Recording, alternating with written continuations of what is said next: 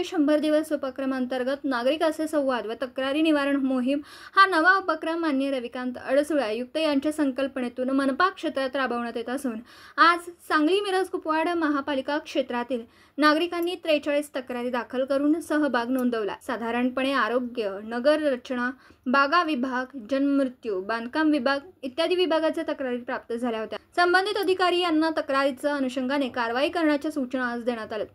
त्याचबरोबर आज नागरिक संवाद तक्रार निवारण मोहिमेअंतर्गत अधिकारी, कर्मचारी, बरोबर नियंत्रण अधिकारी म्हणून उपायुक्त वैभव साबळे, स्मृती पाटील, शिल्पा दरेकर यांनी तक्रारी ऐकून घेतल्या आहेत। मान्य आयुक्त यांनी नागरिकांच्या तक्रारीवर अधिकारी वर्गाने सत्वर कारवाई करणं व केल्या कारवाईबाबत संबंधित कळवण्याची जबाबदारी निश्चित केली। या उपक्रमाने नागरिकांमध्ये तक्रारी निवारण होत असल्याने विश्वास निर्माण झाला। आजच्या दिवशी ज्येष्ठ नागरिक यांची संख्या जास्त होते, त्यांनी देखील तक्रारीमध्ये त्यांच्या समस्या मांडून निराकरण करण्याच्या अपेक्षा व्यक्त केल्या।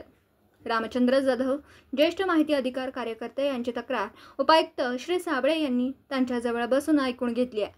त्याबद्दल श्री जाधव यांनी समाधान व्यक्त केला। समाजसेवक मनोज भिसे यांनी देखील आज तक्रार निवारण मोहीममध्ये तक्रार नोंदवून सहभाग नोंदवला।